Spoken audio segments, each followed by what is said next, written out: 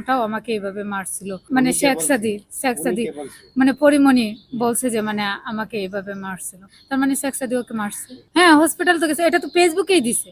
অসুস্থ এই কারণেই গেছে, অসুস্থ হয়ে গেছে, ও গলা নিয়ে খাইতে পারে না। একটা বয়ফ্রেন্ড যখন, একটা হাজবেন্ড যখন ওয়াইফকে মারে, তখন তো একটা নর্মাল ইস্যু না। এইভাবে তো আর মারে না যে একবার হসপিটালে পাঠানোর জন্য।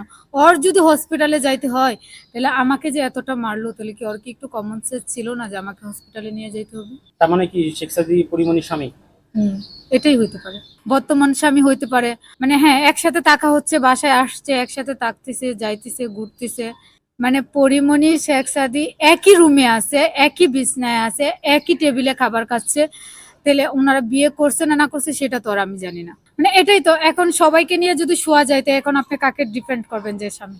এখন সাপোজ মনে করেন আমি 12টা ছেলে নিয়ে শুইলাম, এখন আপনি কাকে আমার হাজবেন্ড হিসেবে দেখবেন বলেন? এটা আমি আপনার কাছে প্রশ্ন করতেছি। আমি একটা কথাই বলবো, ড্রাইভার থেকে শুরু করে নিম্ন শ্রেণী থেকে শুরু করে ওর মানে মানুষের সাথে শুইতে মানে বিন্দু পরিমাণ দ্বিধাবোধ নাই। মানে সবার সাথেই শুইতে পারে, সবার সাথেই খারাপ ব্যবহার করতে পারে, সবাইকে মারধর করতে পারে। উনি তো একজন সেলিব্রিটি, উনাকে দেখে তো মানুষ শিখবে। উনি তো বাহিরে মানবতার ফেরিওয়ালা, বাংলাদেশ ব্যাংকের মানবতার ফেরিওয়ালা। ঈদের আগে যে ঝামেলাটা হয়েছে, উনি যে হসপিটালে ছিল, এটাও তো শেখ সাদিকে নেওয়া হয়েছে কি ঝামেলা হয়েছিল একটু বলেন তো শুনি। মানে ওইটা তো ওরা ঝগড়া লাগছে, মারামারি হয়েছে, তারপরে মানে হসপিটালে ছিল। শেখ সাদির সাথে কি ঝামেলা হয়েছিল, মারামারিটা একটু বলেন তো। মানে শেখ সাদির সাথে যে মার্কেটিং হয়েছিল ওইটাই আর কি।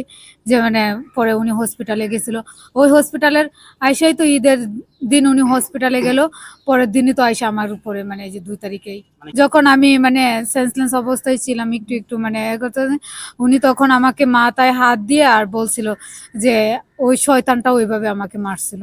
মানে কাজের মেয়েদের কাজ করবে, ভালো লাগবে না, টাকা দিয়ে যতদিন কাজ করবে টাকা দিয়ে বের করে দিবে, কিন্তু কারো গায়ে হাত তোলার তো রাইট নেই। রাইট আছে? রাইট নেই। কারণ হচ্ছে ওনার ভালো লাগে নাই, আর আমি তো ওনার বাসায় জোর করেও থাকতে চাই নাই। আমি মেসেজও দেখাইতে পারবো যে আমি এরকম মেসেজ সেন্ড করছি, কি ওনারা এই কথা বলছে আর এরকম। সর্বশেষ পুলিশ কি বলছে আপনাকে? সর্বশেষ পুলিশ বলছে যে আমাকে যে এটা সুষ্ঠু বিচারে আওতায় এনে এখন দিবে। পর্যন্ত পরি আপনার সাথে যোগাযোগ করেছে? না না, পরে আমার সাথে যোগাযোগ করে নাই। মেবি পরীর কালকে বান্ধবী লামিয়া নাকি যে থানায় গেছিল যে আমার সাথে কথা বলার জন্য। না না, টেট করে নাই। তবে প্রথম দিন একজনে ফোন দিছিল, যেদিন আমি থানায় অভিযোগ দিছি, উনি আমাকে প্রথমে বলছিল যে আম, এটা তোমাকে যদি পরি বলে যে 500 কোটি টাকা পরির বাসা থেকে নিয়ে আসছো, তারপরে হচ্ছে 100 ভরি গহনা নিয়ে আসছো, তারপরে হচ্ছে যে তোমার নাম